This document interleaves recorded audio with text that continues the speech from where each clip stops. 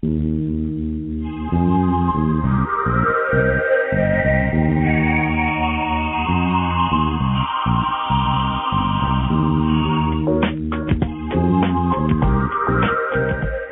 to Just Energy Radio with your host, naturopath and medical intuitive, Dr. Rita Louise. We have learned from Einstein's theory that matter and energy are one. Physicists believe that all systems in nature have their own particular way of vibrating. From the swinging of a pendulum to the waves of the ocean to the light that brightens the sky each day, each of these oscillates at its own unique rate. The same holds true for every thought, feeling, event, or word we speak. Each has its own frequency or rate of vibration. What many of us don't realize is when we take everything in our universe down to its simplest form, it is all just energy. Join Dr. Rita Louise on a journey through time and space where past, present, and future collide. Today, what you believe may be called into question. What we want to know is, who made up the rules? Be brave and step outside the box. We are about to turn our world upside down and venture into the unknown. Hold on. We are departing our own beliefs and entering alternative realms. Enjoy the possibilities.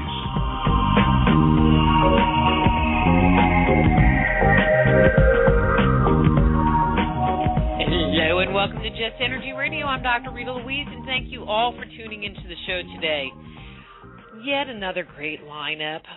In the first hour, we're going to be speaking with Aron Houdini. But before I bring him on, I want to wish everybody a happy Halloween, because Halloween is on Monday, so that means this is extra spooky weekend for all those ghosts and paranormal activities that are going to be going on around the country. And so if you're not going to a haunted house, and I mean a real haunted house, not one of them with the people popping out of the walls and stuff, have a great time, and I hope you get spooked, because we like spooky things on this show.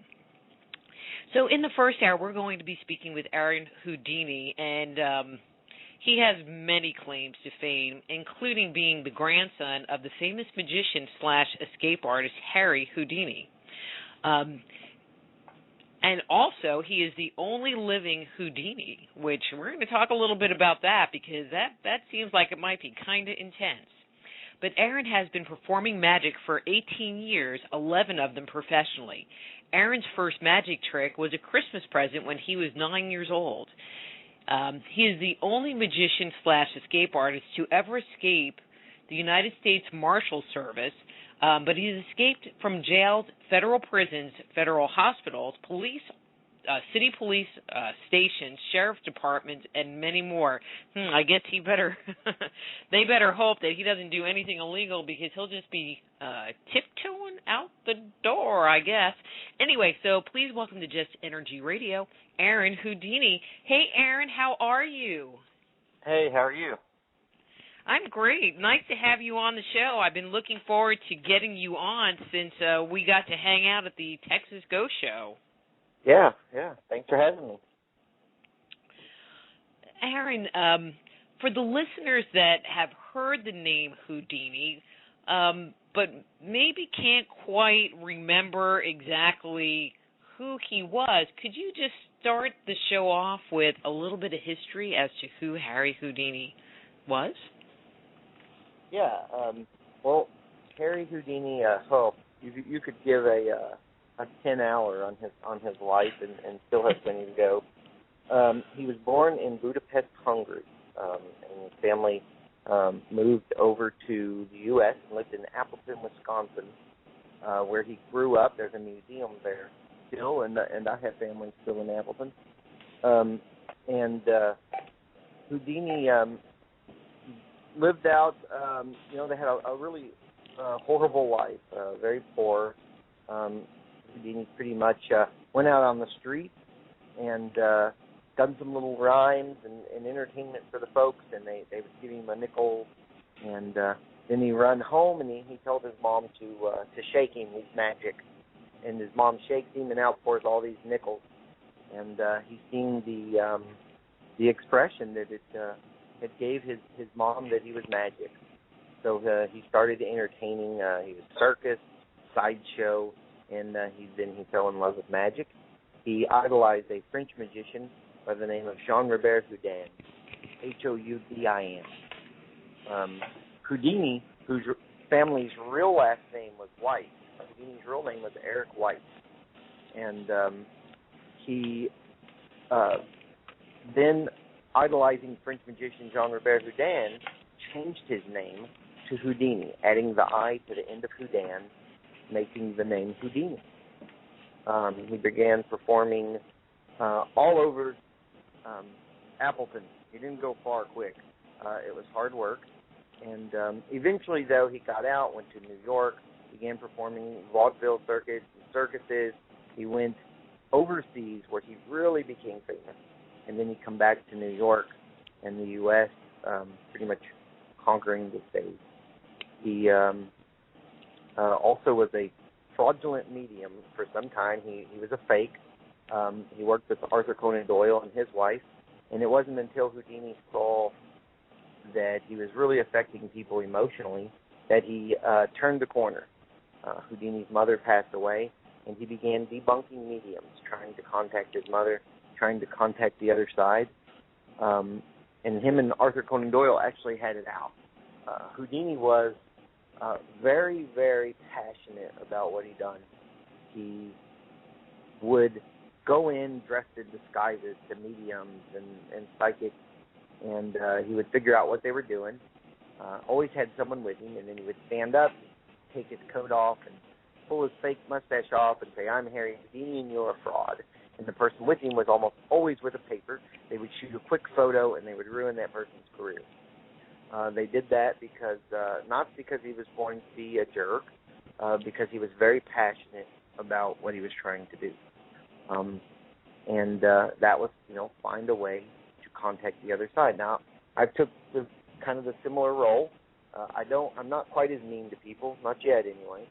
But I go and pretty much, there's people who read me, people who, tell me they see this in my future, and, just trying to find answers and find a way to contact the other side and keep the Houdini name going. Not that I think it's doing fine on its own, but now, I've taken on, the magic and escapes part.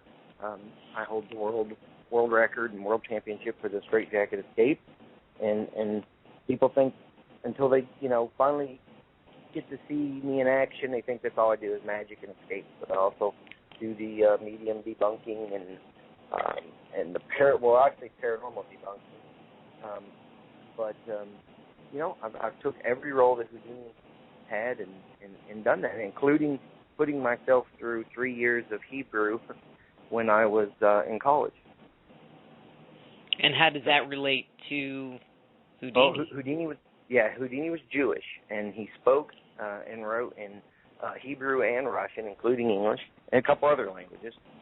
But I actually took 3 years of Hebrew and 3 years of Russian, just because Houdini did. So I put myself through it.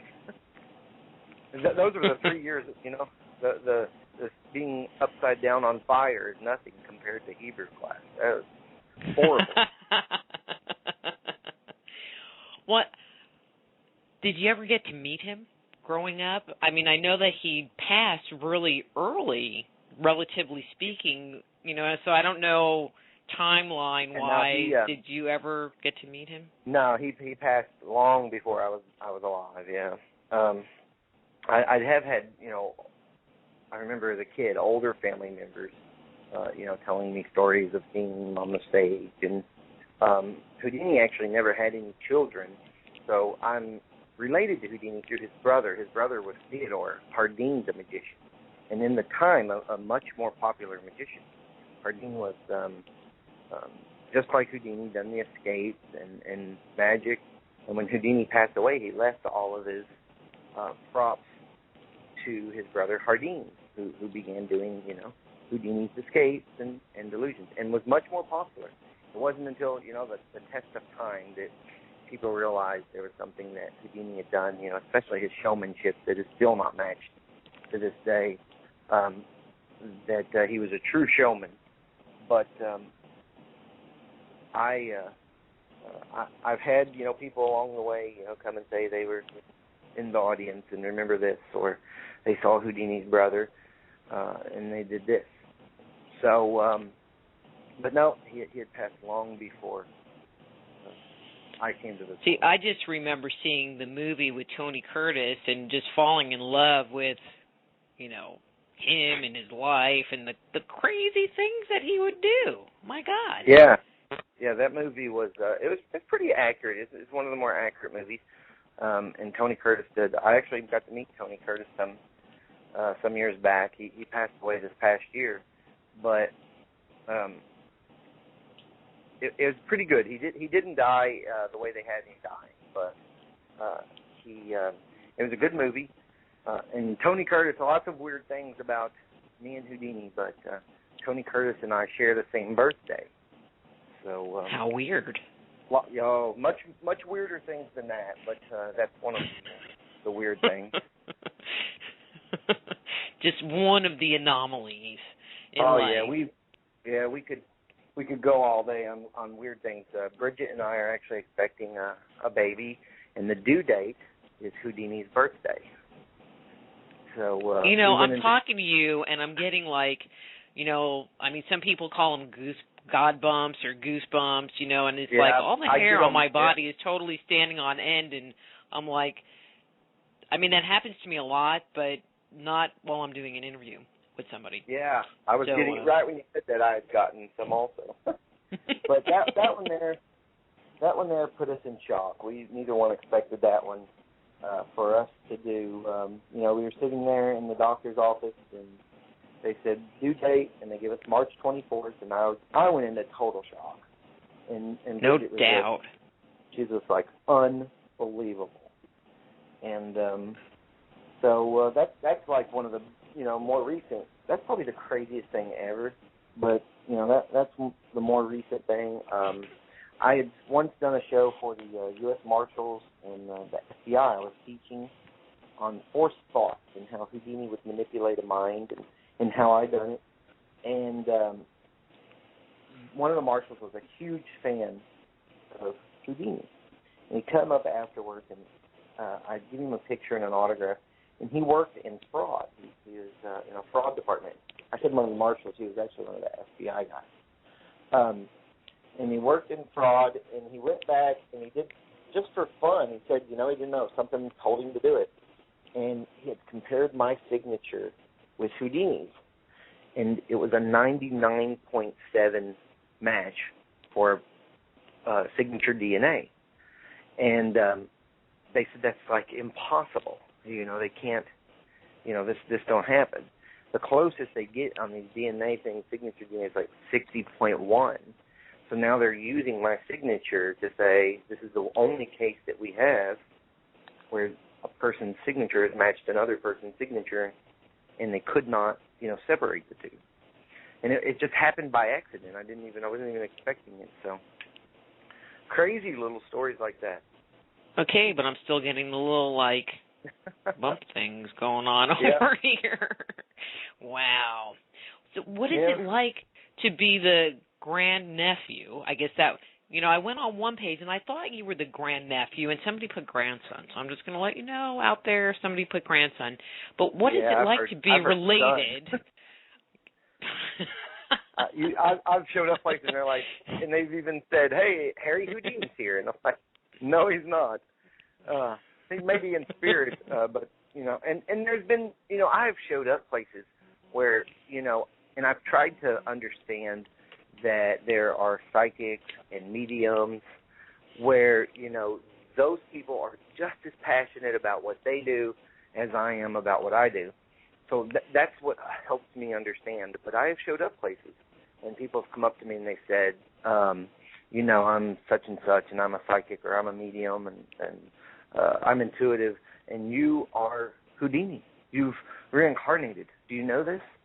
And there are some people that are scary. One person in particular, but they're scary. What's their name? I can't say. It would be... Sorry, I couldn't resist. Yeah, Anyway. but I can't say. But they believe it, And to me, it's like, I treat everything as entertainment. And I'm like, oh, that's entertaining, Every time something great happens, that's very entertaining. But I believed this person, and it scared me. I believed them that they believed that I was Houdini, and I was like, this is scary. I got to get away from this person because I do not believe in reincarnation. But there are so many thousands of people over the years that have come up to me that does, and they've all been like, I feel it. I know you are. And so, and all these little crazy things that happen, it helps me, helps me drag those people along with me. But it just must be interesting, being known as Houdini. I mean, I didn't realize that it wasn't his real last name, but regardless of that, I mean, it's a name that it's not like Smith, it's not like Johnson. I mean, I go by Louise. I mean, it's a name that you can't walk away from. What is that like? I mean, going to the supermarket and writing a check, and they look at your your driver's license. They probably go, their eyes probably get all big and everything. Every single time. It was weird because Houdini's real last name was Weiss. He had never legally changed it, but in those times he was his AKA. He could sign his checks Houdini. He could sign. His paperwork was always Houdini. He never signed it Weiss. We have actually have some telegraphs where the U.S. made you sign your real name, and he signed it Eric Weiss, and, I actually have one of the original pieces. But growing up, my last name wasn't Houdini either. So in high school, my family wouldn't let me. When I was 9 years old, I realized, this is what I'm going to do. And my family wouldn't let me do, what I was asking. So the day I turned 18 years old, I went to court and legally added Houdini onto the end of my name. And I saw a change in how he is such, you would have to live my life to see, but he has such an effect on people. I saw a change overnight on how people treated me. It wasn't people that I knew my whole life, but I had moved to Louisville and I was traveling, and I would go to the doctor. I'm getting hurt all the time, so I go to the doctor, and they'd say, I know there was half the waiting room was there before me, but they would say, oh, Houdini, and they would just call me back first. And same thing in other lines, they're like, Houdini, and I'm like, and people look at me like I know I was here before that guy. And it's not just that, in grocery stores, you write a check, or you go into a nightclub and they're like, Houdini, really?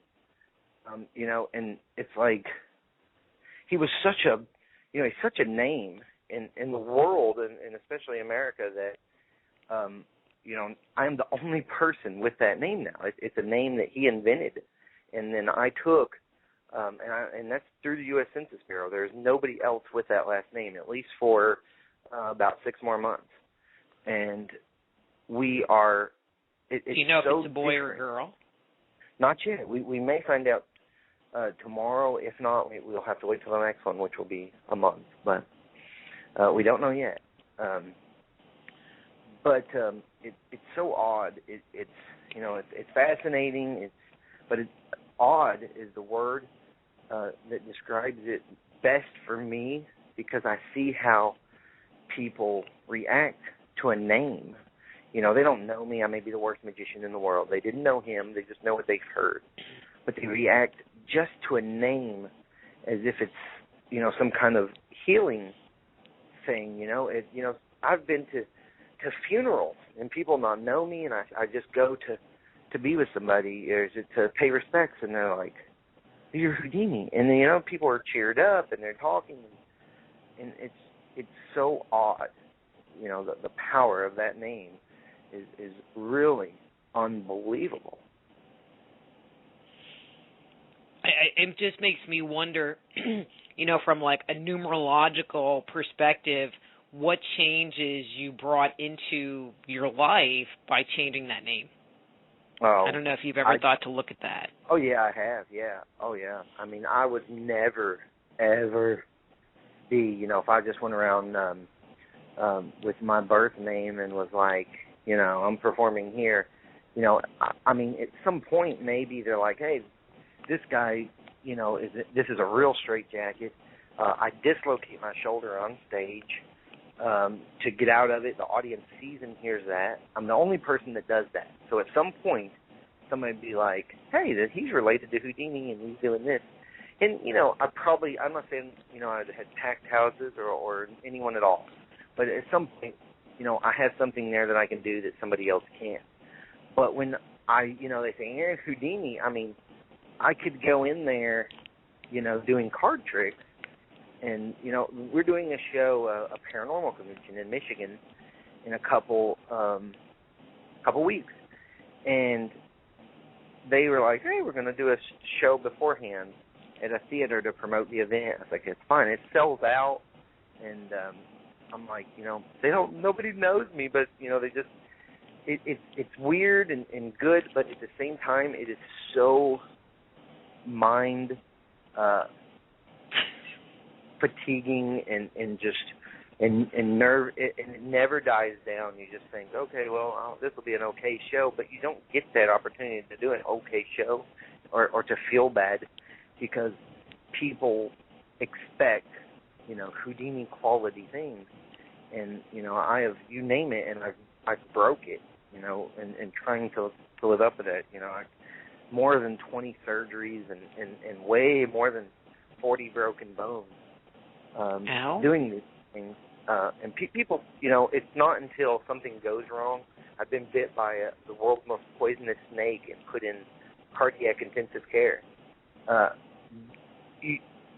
These things are very, very dangerous, and I don't know. I've asked myself many times if I hadn't have just took the Houdini name, and I was still doing this, and I was getting to live and just do this for a living. I don't know that I would still do those crazy things. So it has really, really affected my life. Mhm. I mean, that's crazy. Oh, and I want the listeners to know, if you ever see Aron on the bill to perform, he lets you try the straitjacket on. I have pictures. Yeah, that's usually. My husband told me after the Texas Go show that you should have just sent it home with me. Well, I think down there in Texas, they're pretty easy to find, so. No, that's okay. I don't think he needs the encouragement. I actually, this past week, I fulfilled one of my top 5 goals, and I was invited out to Hollywood, and I performed in the Magic Castle, and was in the Houdini room. And it was just... In the Houdini room? In the Houdini room with the only pair of handcuffs he failed on, which they actually broke the key off in the hole when they done it. So, I mean, he didn't really fail. But with his straitjacket, with his merchandise and all his stuff, and I was sitting in there with all these artifacts. And it was... I said it was like being in a really good church. It's just, cold chills from the time I walked in to the time I walked out. And then it really was. It was crazy. But, I was letting people try on the straitjacket, and they're like, Aron Houdini. And, it was just, the Magic Castle is like Madison Square Garden for me. And it was really, really just the greatest thing that had ever happened to me. Well, I heard rumor that you actually did a trick on Houdini Star on Hollywood Boulevard, too. I did. We went down there, and I saw it, and it was, again, every time I get to something that's that close to Houdini, I can't explain, what happens to me. But, we went down, and I'd, kneel down, and I'm just I've got to go get my straitjacket. So we go back, and we come back to get my straitjacket, and there's a bunch of people there with me. We're going to make announcements, and I'm like, you don't have to. Just trust me. We're on Hollywood Boulevard. When I put this thing on, you're not going to have to say anything. So I put the straitjacket on, and there's the cops show up, and people are they're getting people off the street. We're like, you got to come in. There's not enough room. There's seriously a hot dog vendor moved in from down the street to serve people. And we're like, and then 2 hot dog vendors are there. They got 2 little carts and they're cooking all of this, all for me to just take pictures and do that escape one time. But then, I'm like, there's so many people here. I feel like, so then I start putting the straitjacket on them people, and we're taking pictures, and we're literally a 15 or 20 minute shoot turns into, we're there way past midnight, like 4 hours, talking to people. It was crazy. I mean, Hollywood was like, I'd come back home to Louisville, and I told Bridget, we're moving. We're gone. But isn't that the kind of stuff that Houdini did?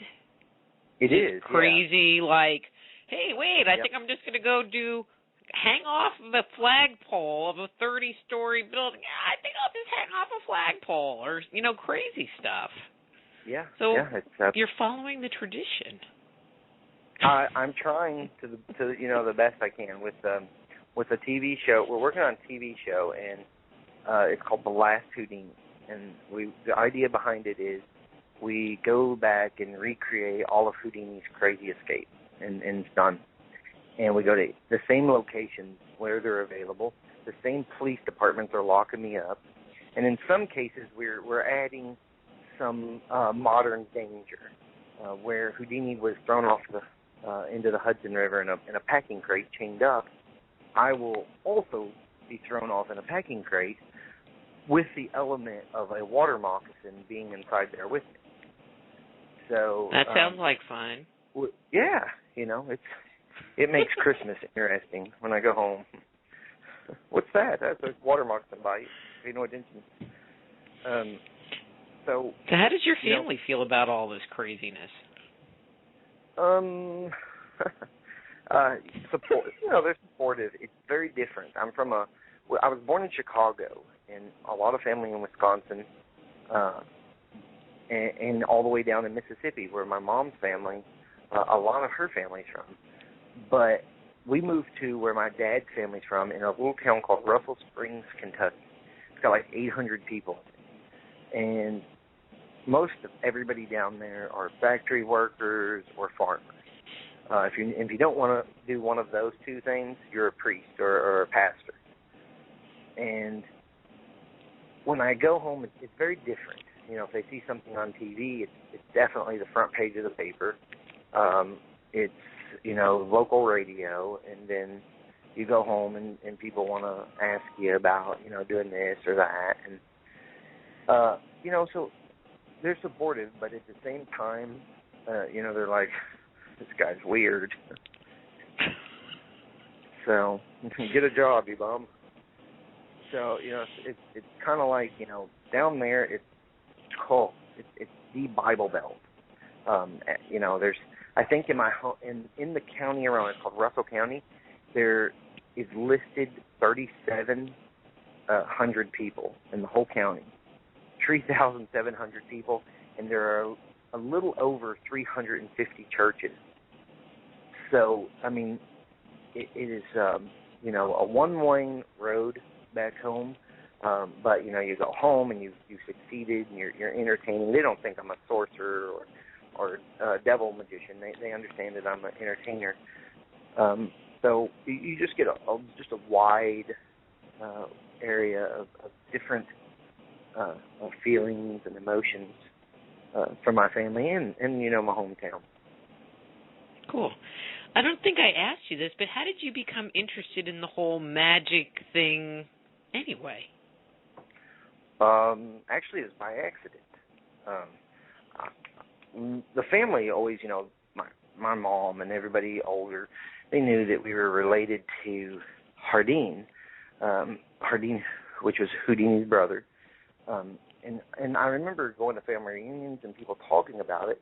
But then I was in school, and I'd read, how to do a magic trick in elementary school, first grade. And I was horrible at it, but I thought I was doing it.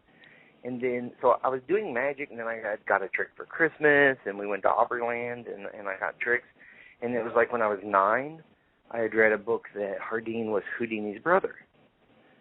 So I was that's a bigger deal to me. I'm Houdini. I'm related to Houdini. So then when I realized it was really odd for me because I was like, I'm already doing magic. I already had this big interest before I even knew. And it wasn't until I think I was 15 or 16. I was in church. I went to a Church of God. It's Pentecostal. And it was a Pentecostal church reunion type.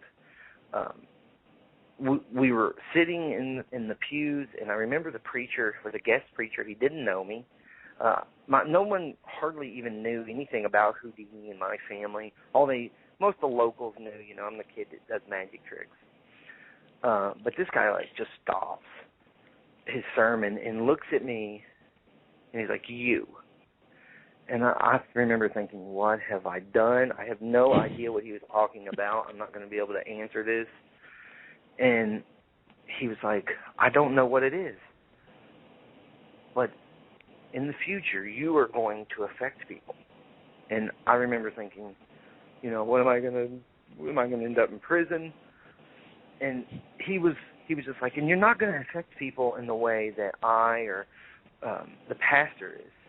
You're going to affect people in a completely different way, but you're going to affect a lot of people.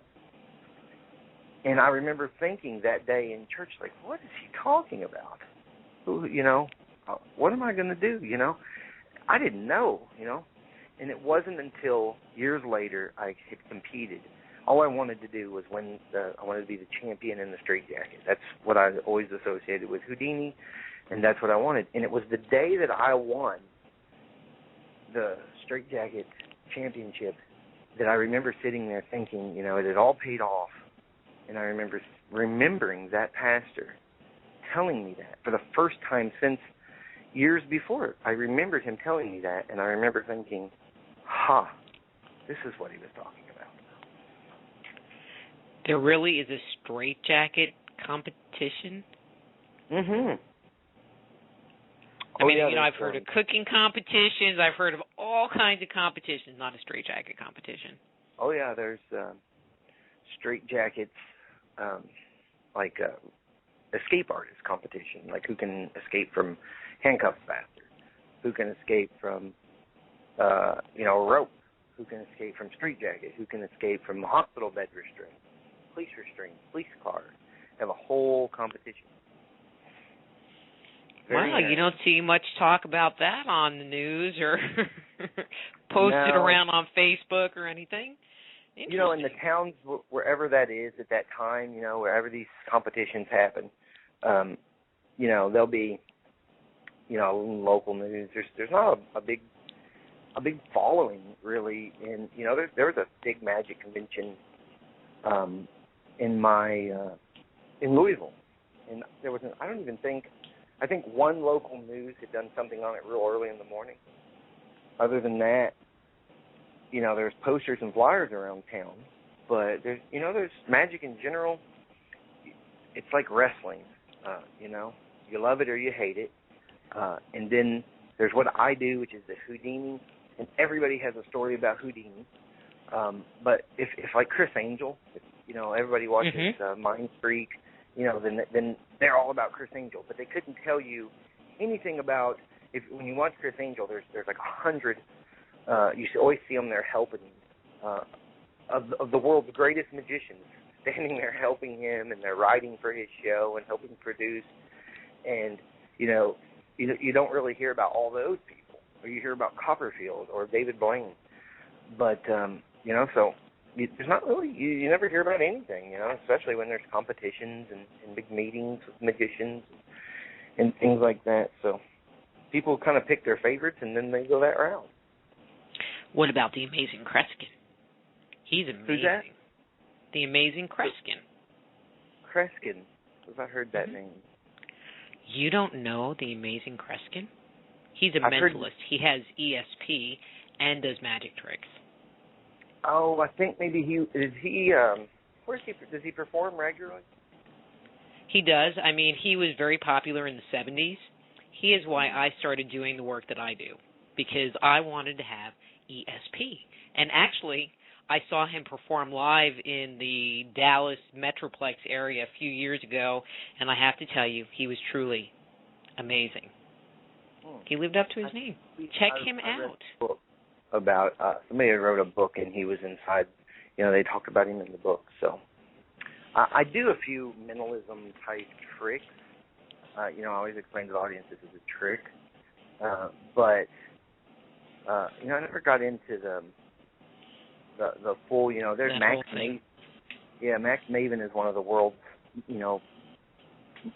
best mentalists. I did get into force thought and manipulation, mind manipulation.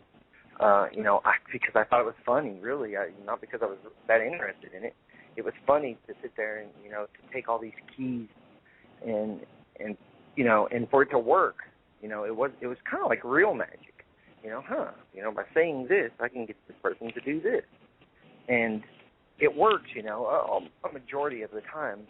So I did get into the mind manipulation and type stuff, but never did get into the trickery of mentalism and all that.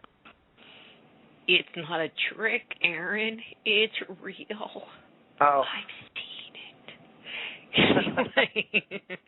So what is your favorite trick to perform?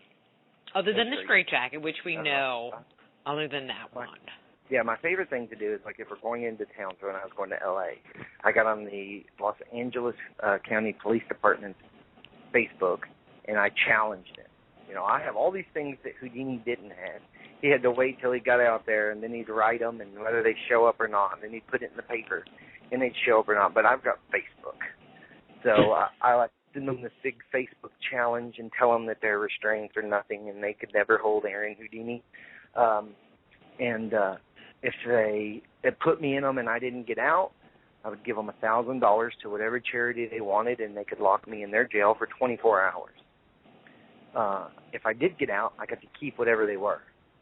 Had to be issued restraints, handcuffs, leg cuffs, belly restraints, chains, different kinds of restraints.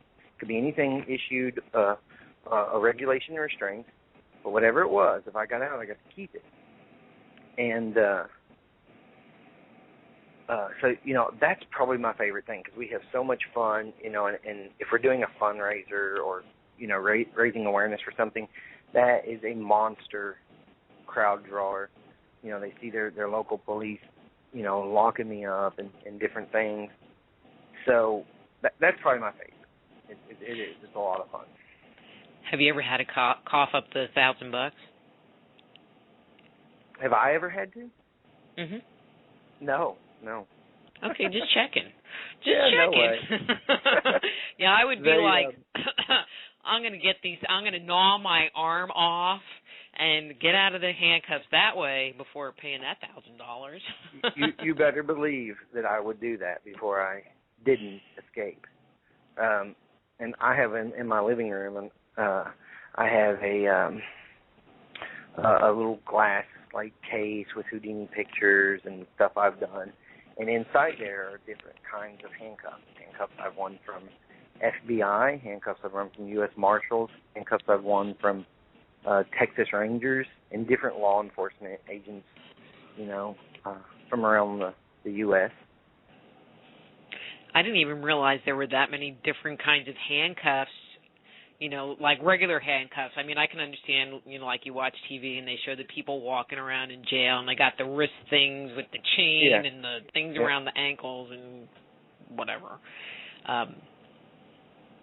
So is there one kind, all right, this is like an inside secret, but is there one kind that's more challenging than another? Not really. I'd say hinged cuffs instead of having the chain. They're just linked together. They're hinged. Those are a little more difficult because you don't have as much room. Your hands your wrists are restricted. But not really. It's the locking mechanisms are pretty much similar. There's thousands of different kinds.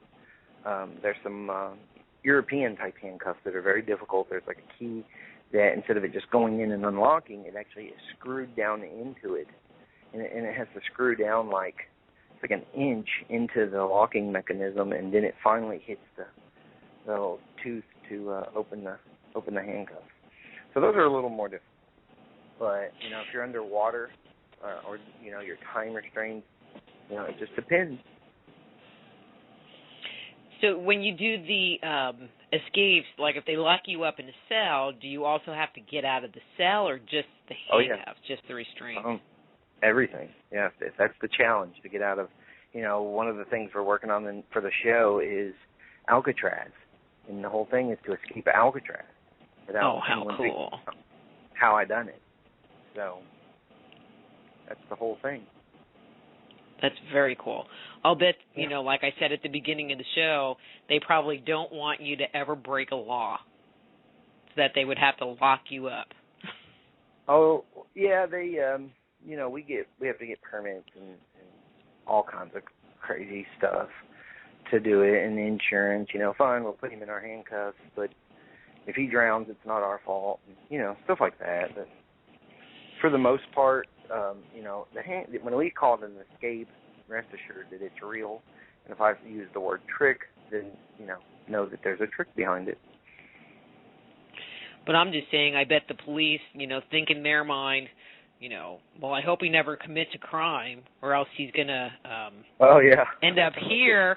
And, you know, the next thing we know, he'll be up at the front desk, you know, getting a cup of coffee, then going back to his cell. It's answering the phone. Yeah, pretty much.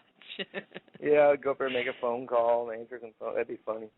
No, I actually, several different times, I've taught new recruits, like they have a gala for police when they graduate training, and I would teach them how I'd done it, how I got out, and help, you know, maybe save their life. But yeah, no, I try to be good. Have you ever had, well, correct me if I'm wrong, but when you're at some of these events, don't you, like, hang from a crane, too? I mean, I made the comment about hanging from a flagpole, but haven't you done some escape work, like hanging upside down from a crane, too? Yeah. So what is that like? I'd be scared to death. It's painful. It's very painful. If you go to my Facebook, I think there are some pictures on there. It's just 1A, Aron Houdini. And you'll see that I don't use any kind of safety things. It's just bare rope tied to my bare ankle. So it's very painful. But that way, you know, that's how Houdini done it. So I just tie the rope to my ankles and then straitjacket, and then we do it upside down, which gravity's fighting me, and it's much tougher. Doing it upside down? Oh, yeah. It's much more difficult to do it upside down because, one, my shoulder's out of place, and I'm fighting to keep it from popping back in place. And you don't have any, like where my legs are stabilizing me, when I'm upside down, I'm hanging and just fighting. You know, I go to fight to the left, and I swing to the left, but I need to go to the right. It's a mess. But a mess you love. Yeah. So, okay, we talked about straitjackets. We talked about hanging upside down. What other, like, really cool tricks do you do? I just am curious, you know, because I've only seen you do the straitjacket thing and the handcuff thing. Mm-hmm. What else do you do? Well, I mean, as far as like a big show, we do, you know, the normal tricks and illusions where people disappear and float or upside down. Escapes are really my big thing. You know, I like, if I ever had a show in Vegas, we would have the people in the audience where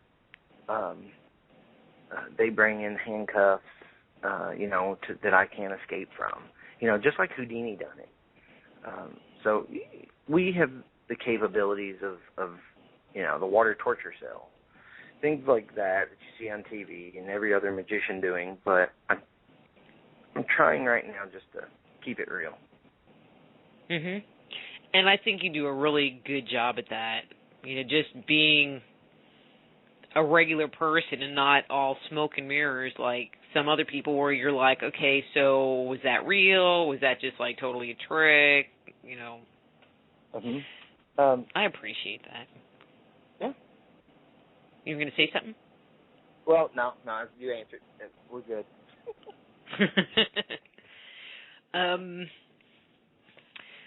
Well, you were talking about having a baby on the way, but till that happens, what is it like to be the last Houdini? I mean, I just feel like it would be all this responsibility. It is, it is responsibility, and and it will be, well after, but it's kind of like keeping your house clean. You live there, you don't have to keep it clean. You got to live like that, and it's kind of the same way. I could just be the sloppy magician and rely on the last name to get me a show every now and then, but people expect more. So it's very difficult to, keep up with that. So if the baby's a girl, are you going to have, like, a bunch more till you pop a boy out? No, we are, I don't think so. we have had a lot of psychics come and tell us they felt like it was going to be a boy, and people, when we were registering, people was like, I feel like it's going to be a boy. So, but we don't know, and honestly, we don't care either way. Mhm. I want to go back to Houdini, to Harry Houdini for a minute, because this is airing on Halloween weekend. And one of the things that happened, from what I understand, after his passing, was that he had told his wife, don't know her name off the top of my head, that he would come back to her and they would, every year on Halloween, hold a seance. And I was wondering if you could kind of talk about that whole thing and that whole thing. Yeah, they had made an agreement trying to find the other side, that whichever one of them would pass first, the other would hold a seance for 10 years, and trying to contact that person. Bess had actually chosen to do that on Halloween because that's the day Houdini died, and she herself was a little bit of a showman, so she used Halloween to contact Houdini for 10 years, and actually it was about I think it was the 10th year, the last time they tried, Houdini had come back, and the papers reported Houdini come back. Houdini and Beth shared a secret word, and whatever that word was, or a phrase, then if he'd come back, they'd know that was them, that channeled through. Well, the words come out, and the papers reported, yes, Houdini returns. Come to find out that Arthur Conan Doyle had sent a young guy in and had talked to Bess, and over a long period of time, Bess had actually fell in love with this guy. In talking, he had gotten the words out of Bess, what those words were for Houdini. And then they held a seance, and that guy had actually passed those words on to a fake, and Bess thought that Houdini had come back. How would this guy know the words? She hadn't realized, and it wasn't until after her death that it came out, but she hadn't realized that they had, it was a big conspiracy, and Houdini had, not really ever had he came back. And it's like that, still, there are so many things about Houdini. He died of, or his death certificate says he died of appendicitis. And now they are actually trying to exhume his body, saying that they have proof that a group of witches had actually poisoned him. He always called witches out. You're fake, you don't have any magic power, blah, blah, blah. And this group of witches had actually poisoned him. So now they're trying to exhume his body. A lot of the family is fighting it. Some people are, some people aren't. It's just, it's a mess, but still to this day, there are crazy things happening around the Houdini name. Are they still doing the seance? I thought I watched on TV that someone else had taken up the torch and was still doing the seance every year. Well, not so much taking up the torch, but yeah, there's seances all over the world on Halloween to contact Houdini, hundreds every year. Sometimes family members are involved, sometimes they're not. It just depends. We are toying with next year taking like 10 cities, and I'll go in and we do a show, and we do just Houdini tricks, just the things that Houdini done. And then there's like a 15-minute intermission. The audience comes back, the curtains open, and it's a round table with mediums and psychics, and we've got Houdini's voice and Beth's voice playing, and the audience gets to sit there and watch a real-life seance. No hoax. If something happens, it happens. If it doesn't, it doesn't. But they get to actually watch this take place. So we're toying with it, and maybe that would be very cool. That would be cool. Gotten some good response. See, I just think that's interesting. I mean, when I heard about this, years ago, about them doing the seances, I was just like, yeah, whatever. And I kind of dissed it. But I know so many mediums now that it really surprises me, coming back and looking at the story again, that he didn't come back. He didn't come back. Yeah, no, he never did come back. They, they claimed he did, but it came out, back like 10 years later that, it was a hoax and that she had been tricked out of the word. Just a big conspiracy. But I think of anybody that you would want to come back, he would be a good one. Yeah. Oh, yeah. Yeah. And then, the Magic Castle, they actually have a Houdini seance room. And it's a show, though. It's not the real seance. But I'm telling you, I got to experience that Friday night. And, wow, it was crazy. It's a heck of a show. And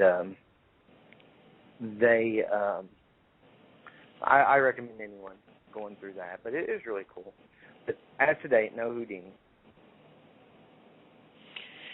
Well, that's a bummer. So, this is Halloween. What do you have going on? All right, because this is the 28th, and for everybody, for all us, ghosty, paranormally kind of people, this is a totally crazy weekend. So I'm figuring you're probably at a bunch of conferences this weekend. Yep, the 28th here, and the 29th. We are now in Middletown, Ohio, and we have a show. There's a haunted elementary school. This thing is massive, unbelievable.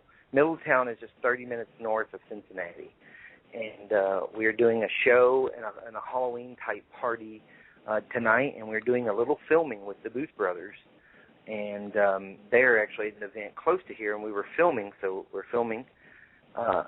And then the 29th, tomorrow we will be doing a big show on the stage, and then the 30th, I'm at Bobby Mackey's doing their Wake the Dead party, and that's there just in Wilder, Kentucky, just 5 minutes into Kentucky from Cincinnati.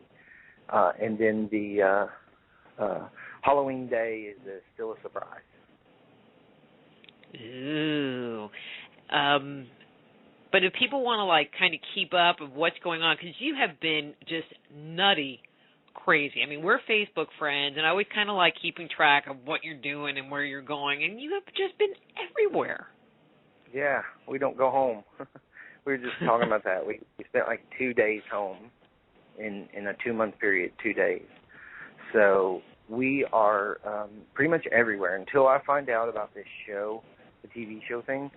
I don't have a website because they wanted to, quote, unquote, build a better image. I don't know what that meant.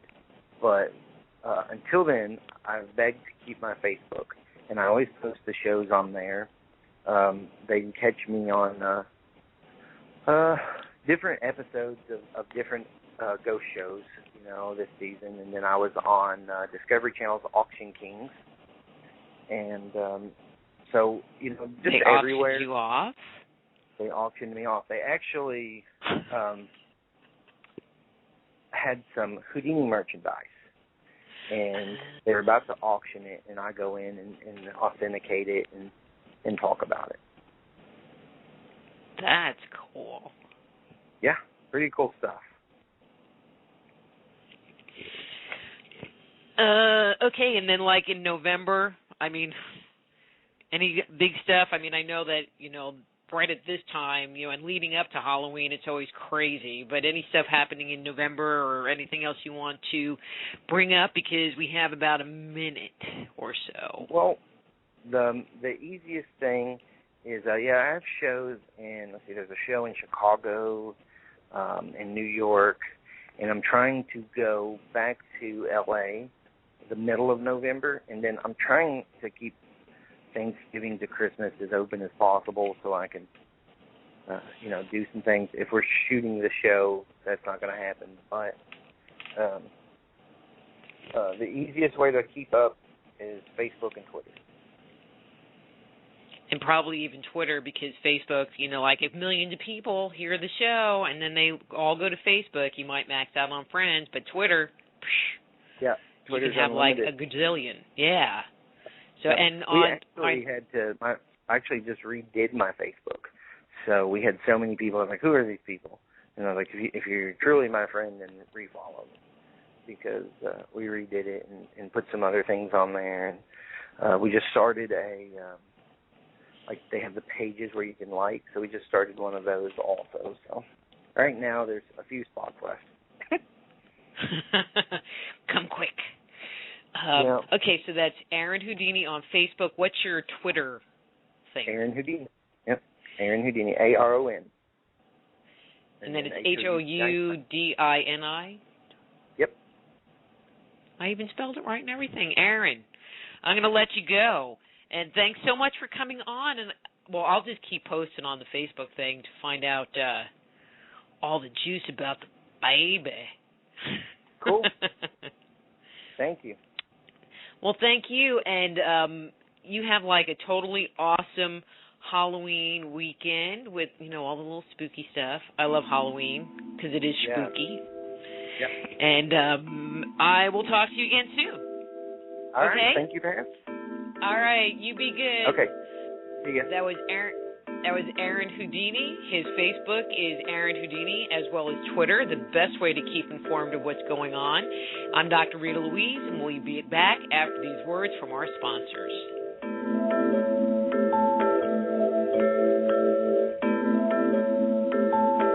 Just Energy Radio with your host, Dr. Rita Louise, will return right after these messages.